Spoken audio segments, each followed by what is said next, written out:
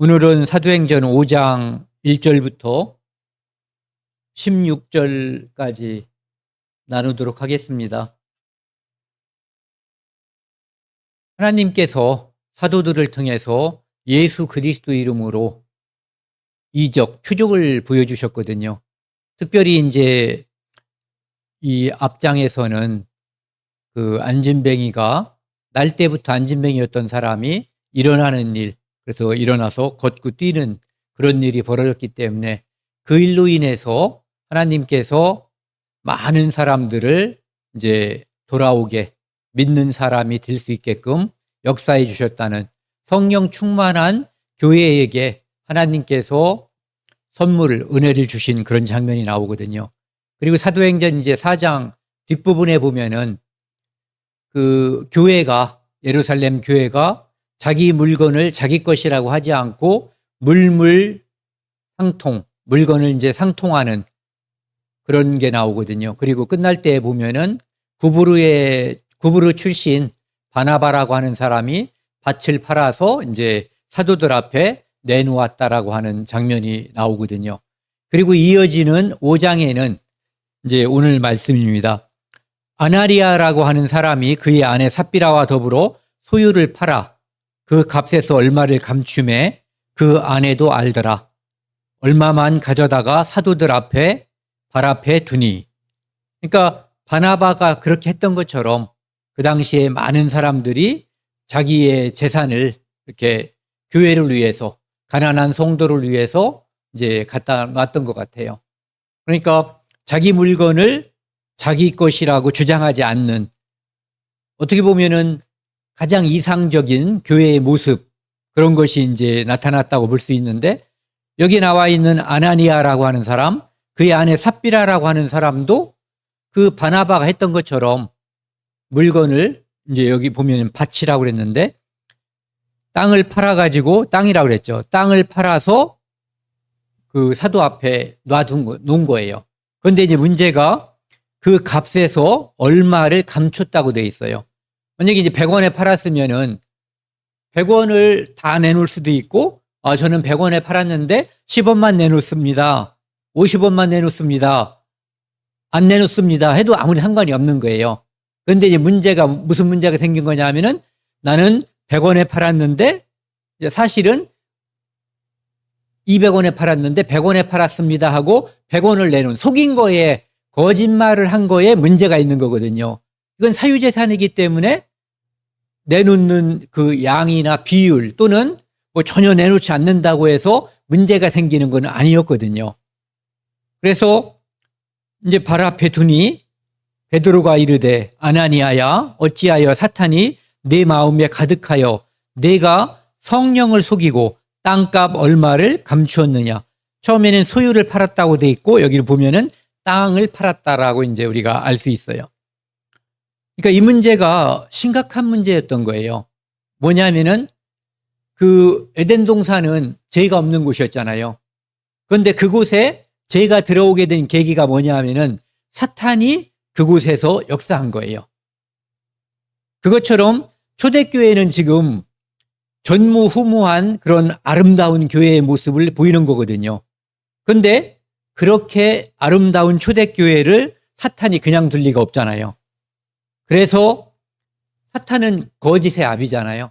그러니까 거짓을 이 초대교회에 집어넣으면 그 초대교회에 하나님께서 하려고 했었던 그 일이 거짓말로 인해서, 에덴 동산이 사탄의 거짓말로 인해서 파기되었던 것처럼 초대교회도 이제 그렇게 될 것을 예방하기 위해서 이제 여기 그 당시에 사도 중에 가장 이제 우두머리였던 베드로가 아나니아를 책망하는 거죠.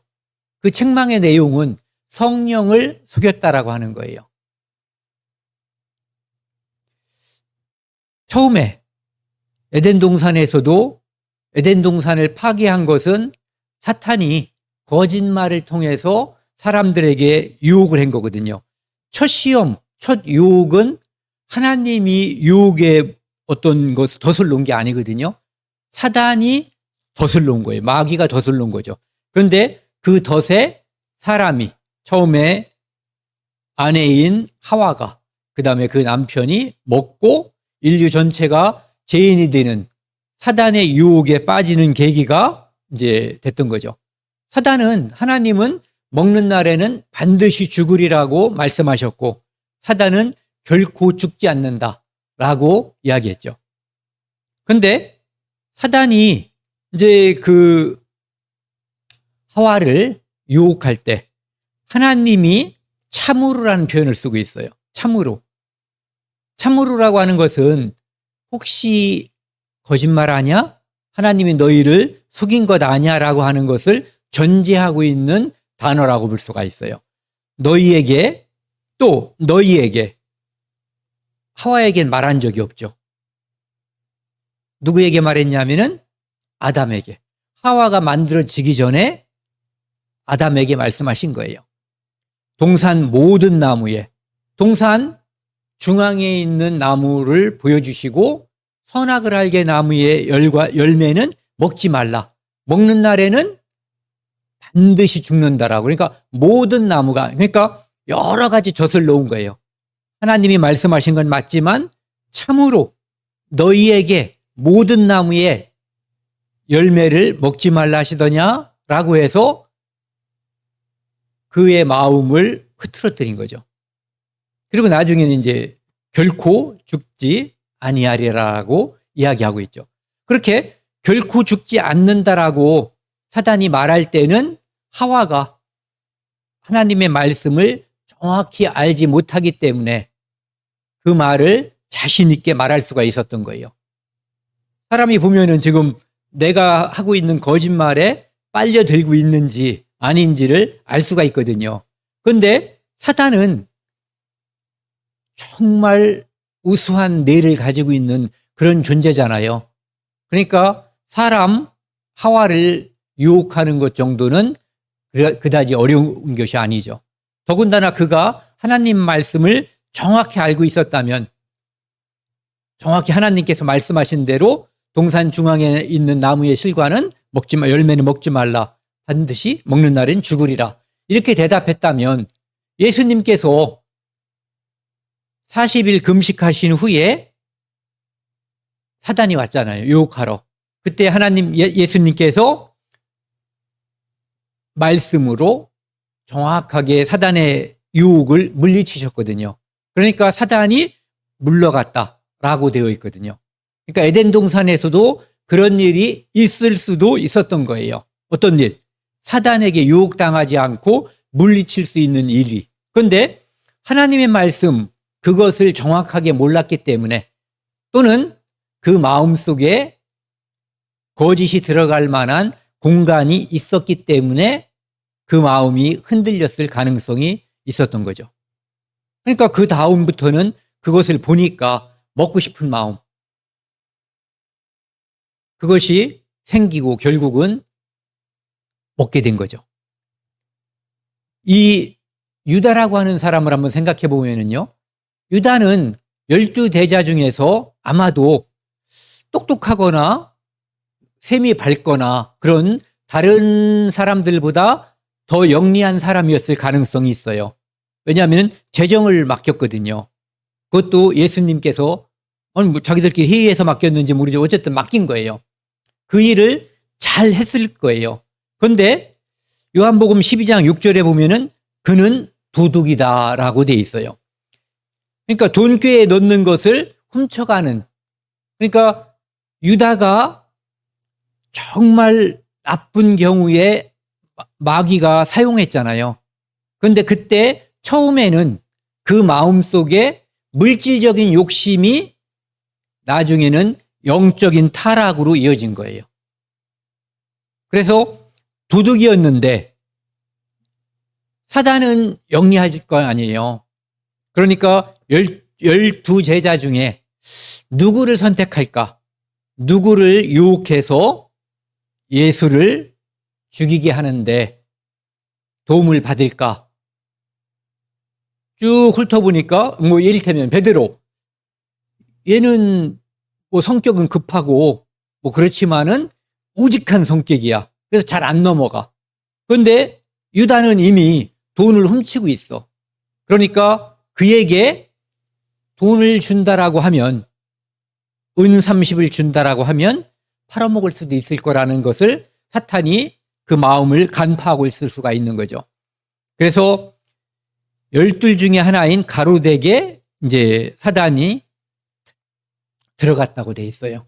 그리고 나중에 그의 운명은 차라리 태어나지 않았으면 아니하였더라면 제게 좋을 뻔하였다고 예수님께서 말씀하셨거든요. 그러니까 물질적인 잘못, 유혹에서 나중에는 영적인 타락으로 이어진 거예요. 그러니까 에덴 동산에도 마찬가지죠. 그 선악과라고 하는 그 물질의 유혹에서 결국은 영적인 타락으로 이어지고 인류 전체가 죽음에 이르고 지옥에 갈 수 있는, 가게 되는 운명으로 빠지는, 그렇게 된 거죠. 그러니까 우리가 살면서 우리는 구원받은 사람이라고 할지라도 불완전한 존재거든요. 아직까지 우리는 전능하지 않아요. 모든 것을 알고 앞, 뒤를 다 잴 수 있는 그런 지능, 지식, 완전한 지식을 갖고 있지 않거든요. 그렇기 때문에 마귀에게 틈을 줄 수가 있어요. 그러니까 에베소서 4장 27절에 보면은 마귀에게 틈을 주지 말라고 이야기하고 있어요. 이를테면은 제가 성격이 급하면 그 성격이 급한 것을 통해서 마귀는 저에게 역사할 거예요. 제가 돈을 좋아하면 돈을 통해서 저에게 역사할 거예요. 제가 다른 여자를 좋아하면 여자를 통해서 역사할 수도 있을 거예요. 그러니까 제가 무엇이 약한지, 어디를 건드리면은 금이 갈 수 있는지 이것을 마귀는 알 수가 있어요. 그러니까 틈을 주지 말라는 거죠. 제가 인터넷에서 보니까 요거를 뭘 한참 찾다가 결국 찾아냈거든요. 요걸 한번 보시면은요. 죄계의혈이라는 거 혹시 들어보셨어요? 한자성어예요. 제자는 뚝이란 뜻이에요. 방죽이란 뜻, 뚝. 괴는 허물어진다, 의개양일 때 괴자. 의는 그 개미란 뜻이에요. 개미의. 혈은 구멍이란 뜻이에요. 이제 알겠죠, 무슨 뜻인지. 예. 그 개미의 굴, 그것이 결국은 뚝을 허물어뜨리는 그런 역할을 한다는 거거든요. 한번 같이 보시겠습니다. 안 보이죠, 참. 예. 그냥 제가 그렇게 설명한 걸로 끝내야 되겠네요. 실수했네요. 그게 뭐냐면은 큰 방죽도 개미의 굴, 그런 사소한 것에 의해서 이제 재난으로 이어질 수 있다는 거예요. 그러니까 마귀도 우리가 은연중에 또는 평상시에 가지고 있는 작은 나쁜 습관이라든지 그런 것을 통해서 한 성도 또는 하나의 교회를 무너뜨릴 수 있다는 거죠. 네. 그래서 에베소서 6장 11절에는 보면은요, 마귀의 간계를 능히 대적하기 위하여 하나님의 전신갑주를 입으라. 그러니까 마귀가, 제가 지금 긴 옷을 입었잖아요. 그 갑옷은 이렇게 대부분 길게, 이런데도 뭐 칼이라든지 이런 거로부터 보호를 방어할 수 있는 그런 걸 입고, 위에는 투구를 쓰고, 발 같은 데는 또 이제 좋은 신발을 신어가지고 이렇게 가시 같은 데 찔리거나 그러면 전투력이 상실되잖아요. 그러니까 온몸을 다 가릴 수 있는 그러한 옷을 입어라, 이런 얘기죠. 그리고 이제 공격할 수 있는 칼, 성령의 검, 말씀을 가지라, 이렇게 돼 있단 말이에요.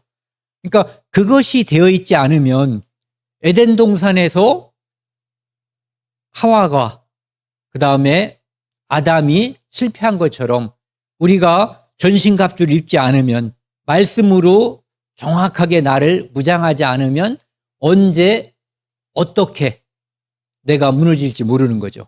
교회도 마찬가지고요. 수많은 정통이라고 하는 사람들이, 교회들이 이런 말을 하거든요. 이단 조심하라고.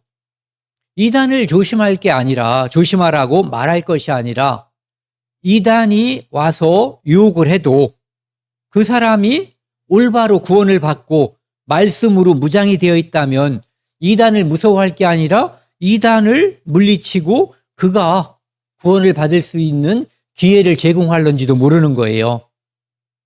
그러니까 제대로 된 말씀으로 무장해서 생명을 얻고 있으면 잘못될 가능성이 매우 낮아지는 거죠. 잠언 4장 23절에 보면은 이런 말씀이 있어요. 모든 지킬 만한 것 중에 더욱 내 마음을 지키라. 생명의 근원이 이에서 남이니라. 마음이 무너지면 몸이 무너지는 거예요.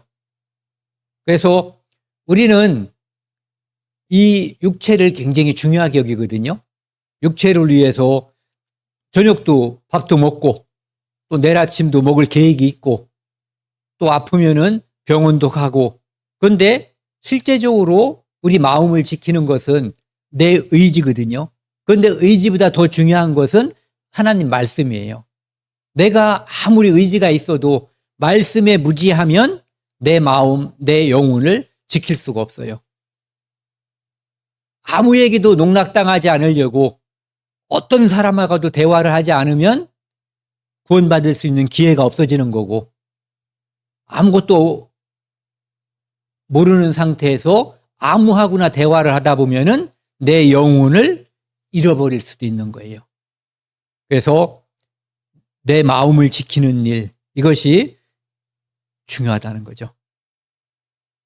그 다음에요, 야고보서 4장 7절에는 그런즉 너희는 하나님께 복종할지어다.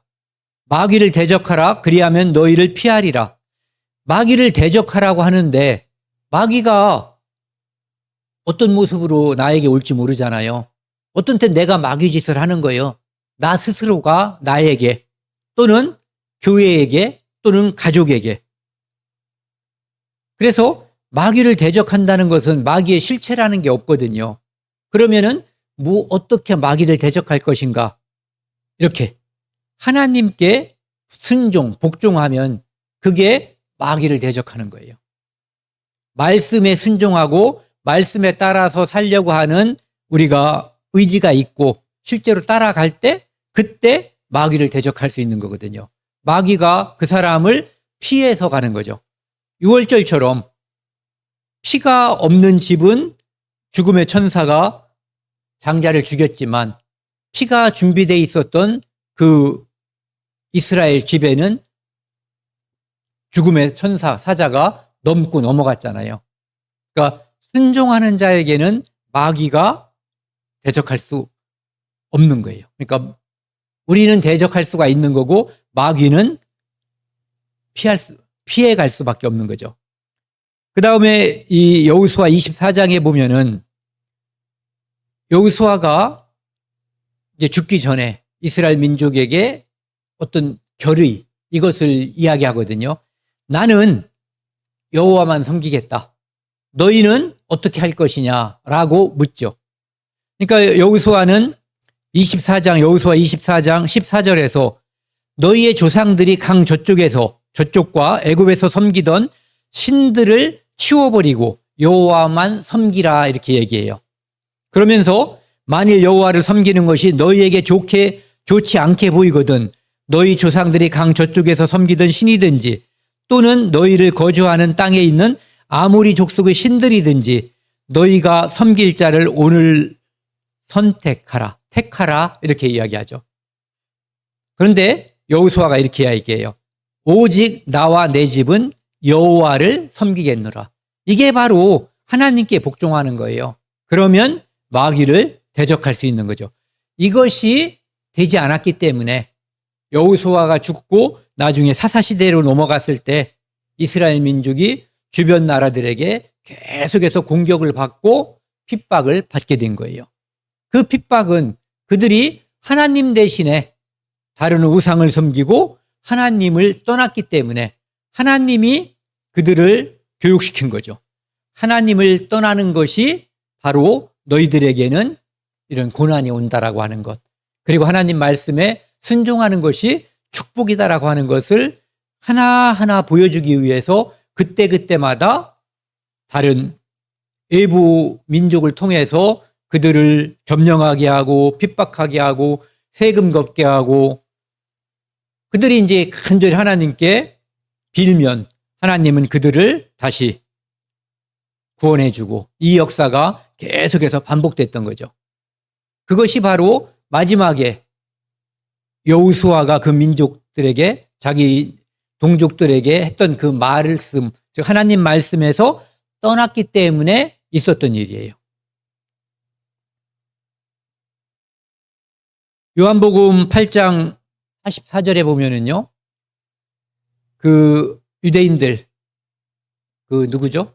가누마다 현장에서 들킨 여자를 잡아왔고 그 일로 인해서 나중에 이제 그 바리새인들과 예수님이 이제 이렇게 옥신각신하게 되는 장면이 있고 그 뒤에 예수님께서 그들에게 뭐라고 얘기하냐면은 너희는 너희 아비 마귀에게서 났다라고 이야기하죠. 그들은 우리 조상은 아브라함이고 그리고 우리는 하나님의 선민이고 심지어 그들은 거룩한 백성 성민이라고 생각한단 말이에요. 자부심이 대단해요. 그런데 그들에게 예수님은 너희 아비는 아브라함 하나님이 아니라 마귀다라고 이야기하고 있어요. 이유는 그들은 지금 마귀의 조종을 받는 그 안에서 마귀가 활동하고 있는 것이 뚜렷하게 보이는 그 행동을 했단 말이에요. 그러니까 예수님은 그 모습을 정확하게 지적한 거예요. 그러면서 너희 아비의 욕심대로 너희도 행하고자 한다. 그러니까 애비처럼 너희도 지금 거짓말하고 하나님의 뜻과 어긋난 짓을 하고 있다 이거죠. 그는 마귀는 처음부터 살인한 자요. 진리가 그 속에 없으므로 진리에 서지 못하고 지금 유대인들도 마찬가지죠. 예수님을 죽이려고 하고 진리에서 떠나 있는 거예요. 누가 진리예요? 예수 그리스도가 진리거든요. 그런데 지금 예수 그리스도를 가장 강렬하게 적대하고 있는 세력들이죠. 진리에 서지 못하고 거짓을 말할 때마다 저것으로 제 것으로 말하나니 이는 그가 거짓말쟁이요 거짓의 아비가 되었습니다. 에덴 동산에서 이 거짓말로 인해서 에덴 동산이 파괴된 거예요. 초대교회, 그 아름다운 교회가 지금 아나니아하고 삽비라라고 하는 그 두 부부의 거짓말로 인해서 왜? 그 둘은 마귀 사탄이 아니에요. 그런데 그들의 거짓말을 통해서 거짓말은 확산이 돼요. 그러니까 교회를 보호하기 위해서 그 교회가 제대로 된 역할을 하게 하기 위해서 베드로는 지금 그들에게 아주 강력한 경고를 날리고 있는 거죠. 4절 보시면은요. 땅이 그대로 있을 때에는 내 땅이 아니며 판 후에도 내 마음대로 할 수 없더냐. 어찌하여 이 일을 내 마음에 두었느냐. 아까도 말씀드린 것처럼 땅을 팔아서 교회에 내놓는 것이 의무가 아니에요.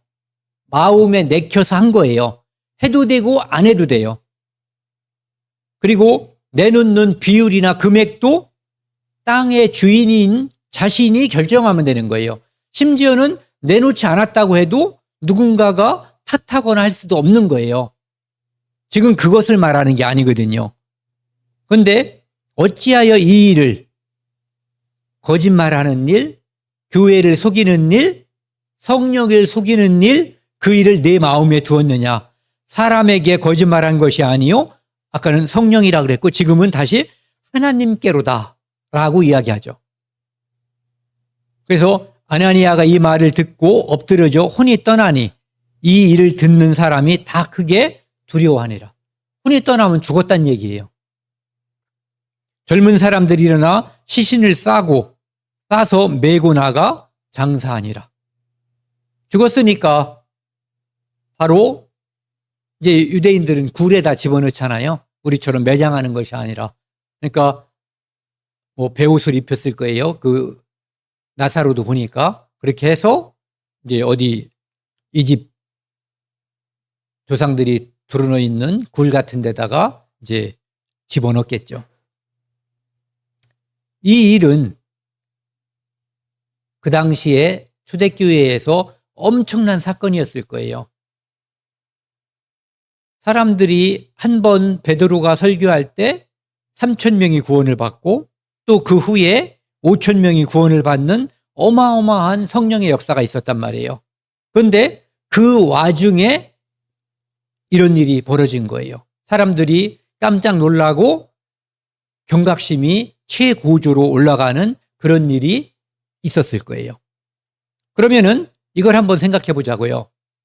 이제 어떤 사람들은 이렇게 구원받은 성도가 잘못을 해서 징계를 받거나 또는 징계를 받아서 죽기까지 하면, 이 아나니아는 죽었잖아요. 그러면은 지옥 간다라고 생각하는 사람들이 있어요. 어때요? 네. 그러니까 우리가 성경을 해석할 때 중요한 게 있어요. 뭐냐면은 하나님은 영원하신 분이다. 구원은 영원하다.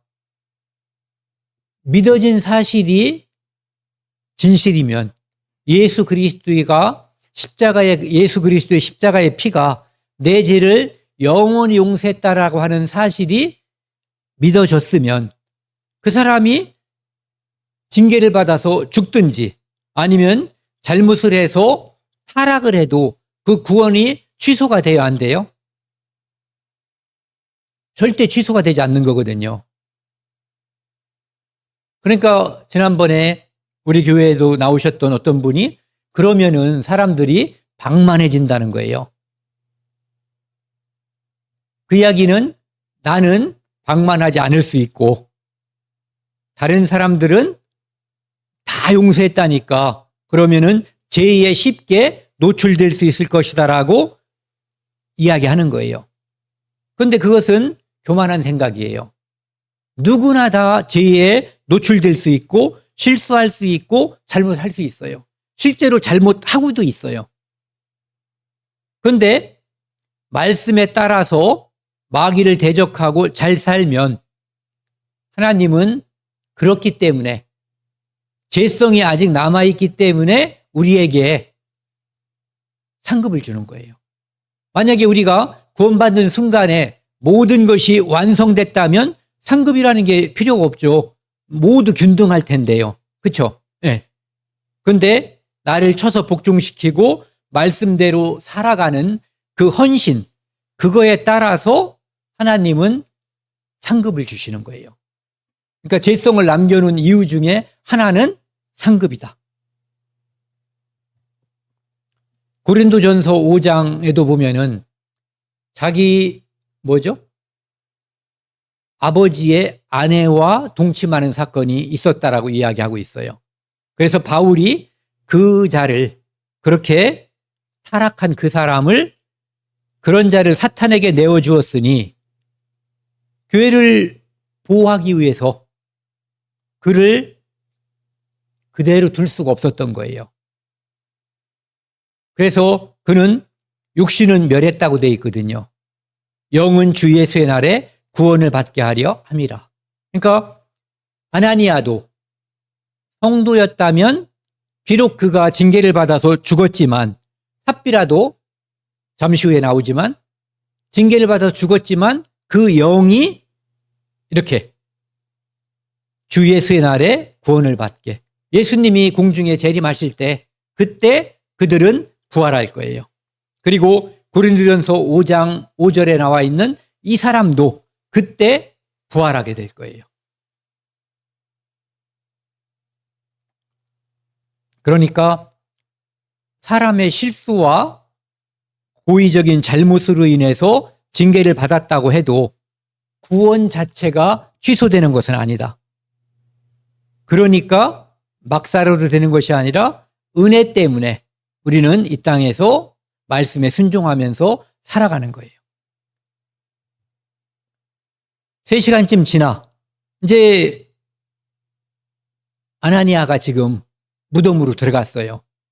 죽은 지 3시간인지 무덤에 집어넣은 지 3시간인지 모르지만 어쨌든 3시간 지나서 그의 아내가 그 일어난 일을 알지 못하고 남편이 거짓말을 했다가 죽은 일을, 그리고 이제 벌써 이미 무덤에 들어간 일을 알지 못하고 그 모임에 어떤 저기가 있었겠죠. 건물이라든지 모임 장소가. 들어오니 베드로가 이르되 그 땅 판 값이 이것뿐이냐? 보여줬겠죠.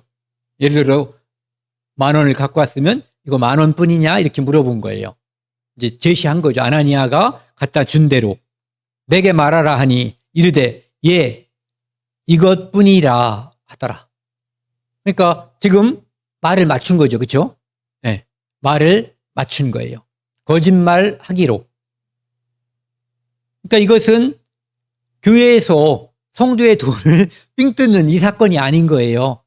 자발적으로 하는데 교회 안에 거짓이 있으면 안 되기 때문에, 그 거짓이 교회를 해칠 수 있기 때문에 지금 하나님께서 그들에게 최고의 징계인 죽음을 내리신 거예요.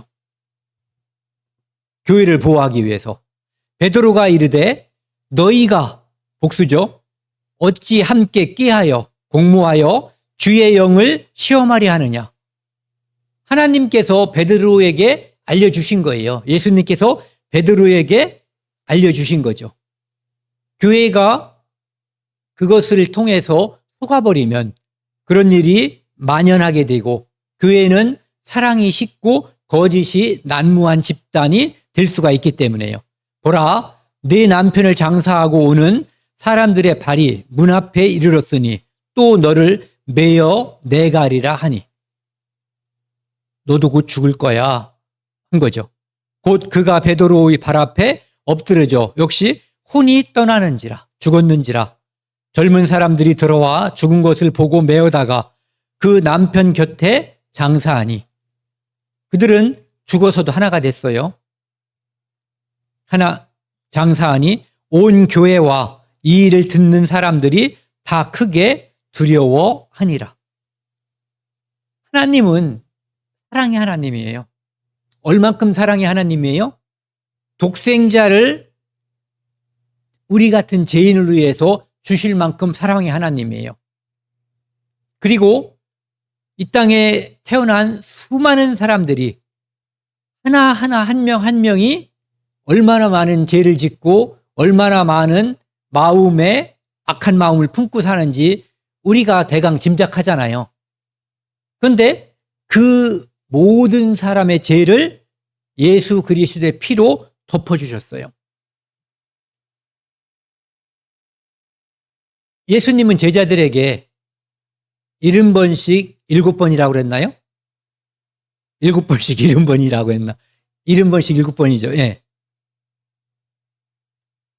동일한 죄에 대해서, 어쩌면 동일한 사람에 대해서 이렇게 우리가 해보신 적이 있나요? 상종을 안 해버리죠. 내가 뭔가를 확 해버릴 수 없으면은. 근데 이렇게 70번씩 7번씩 용서를 받고 산 자들이 바로 우리들이에요.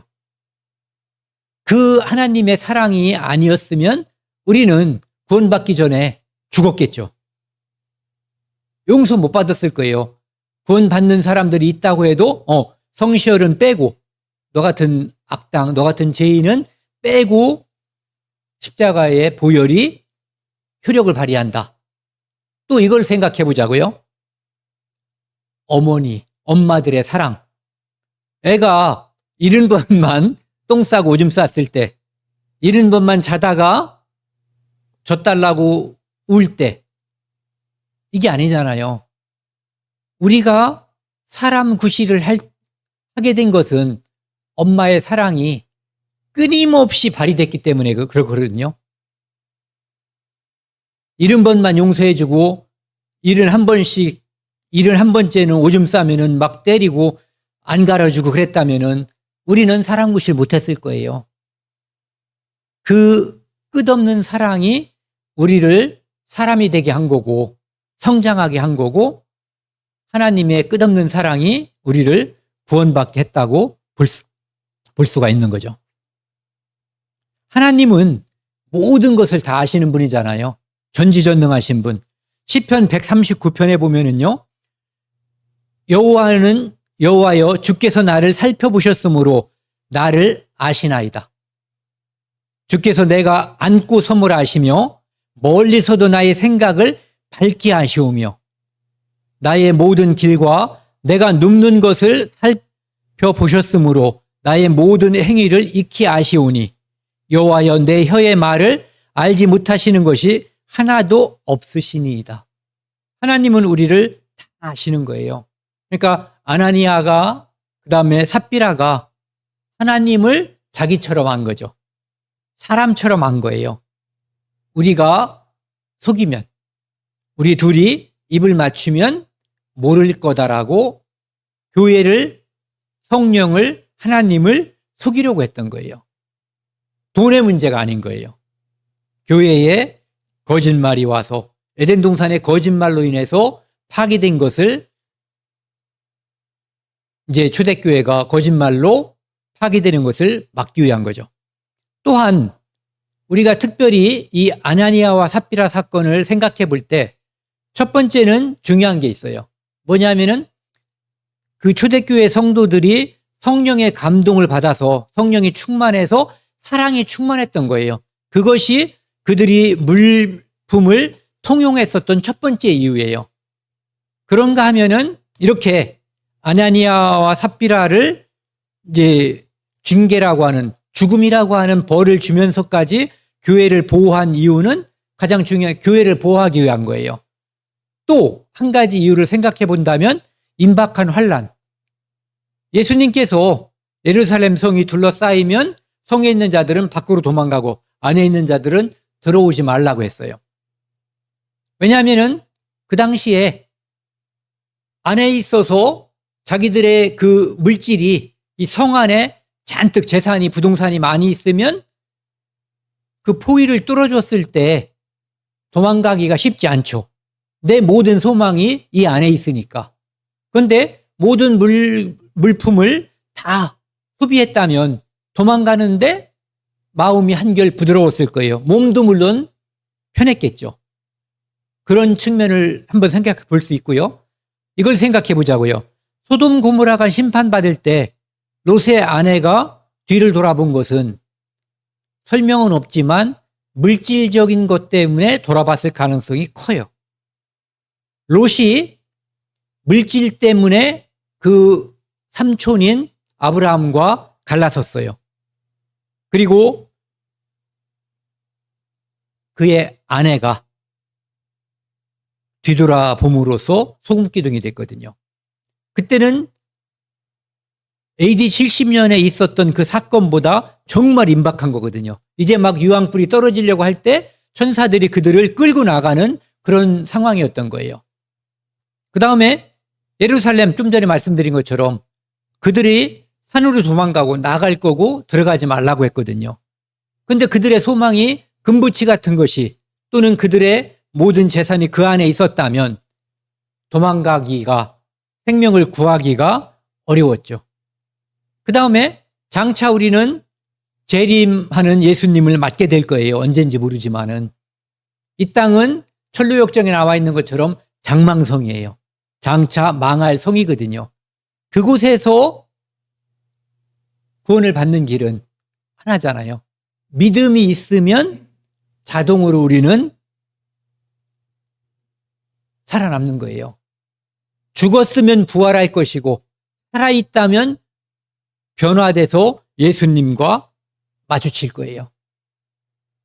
그때 믿음이 있으면 사도행전에 있는 것처럼 이 패역한 세대에서 구원을 받으면 자동으로 모든 환난에서 건짐을 받을 수 있을 거예요.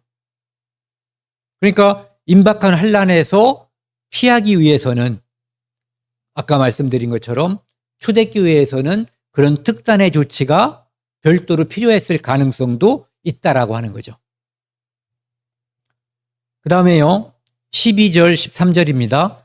사도들의 손을 통하여 민간에 표적과 기사가 많이 일어나매 믿는 사람이 다 마음을 같이하여 솔로몬 행각에 모이고 그 나머지는 감히 그들과 상종하는 사람이 없으나 백성이 칭송하더라. 사도들을 통해서 기적이 일어나는 거예요. 표적이 일어나는 거예요.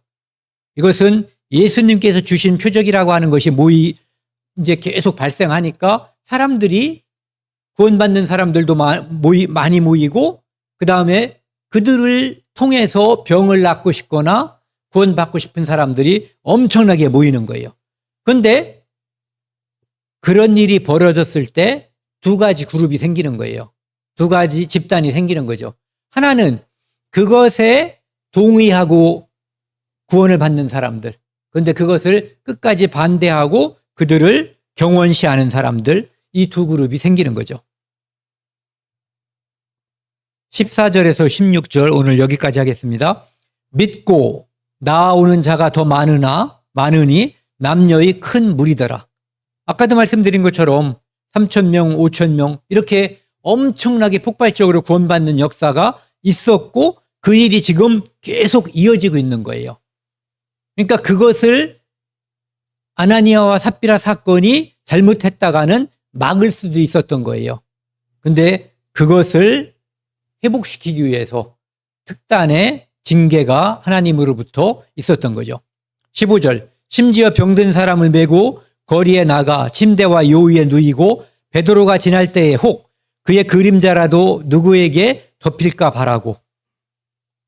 그러니까 베드로가 직접 말을 해주거나 안수하거나 그러지 않고 베드로의 그림자만 덮여도 병이 나을 거다라고 하는 믿음이 그 사람들에게 있었고 실제로 그런 표적들이 따랐던 거예요.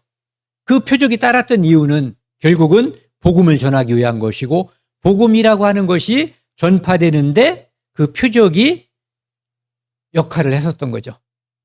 16절이요. 예루살렘 부근에 수많은 사람들도 모여 병든 사람과 더러운 귀신에게 괴로움을 받는 사람들을 데리고 와서 다 나음을 얻으니라. 이것이 끝이 아니라 그것으로 인해서 복음 전해지는 일로 이어졌던 거예요. 그러니까 오늘날에도 많은 사람들이 병든 자를 고치고 이러면은 구름대처럼 사람들이 모여요. 그것을 탓할 수는 없어요. 저도 어디 아픈데 어떤 모임에 가면은 제 병이 나을 수 있다라면 저도 갈지도 몰라요. 그런데 그것이 진정한 하나님의 역사라는 증거가 되려면 그곳에서 복음이 전해져야지 돼요. 그곳에서 제사함의 역사, 예수 그리스도를 나의 유일한 구원자로 믿는 그 역사가 이루어져야지 그것이 하나님으로부터 온 표적이라는 것, 사도들을 통해서 일어난 표적과 같은 것이라고 하는 것을 우리가 인정할 수가 있는 거죠. 오늘은 여기까지 하고요. 다음은 이어서 이제 이 사람들, 사도들을 이제 잡아다 가두고 또 풀어주고 하는 그런 일들이 벌어지거든요. 그리고 이제 가말리엘인가요? 네. 그 사람이 이제 사도들을 보호하는, 변호하는 그런 말을 하는 장면이 나오죠. 오늘은 여기까지 하겠습니다.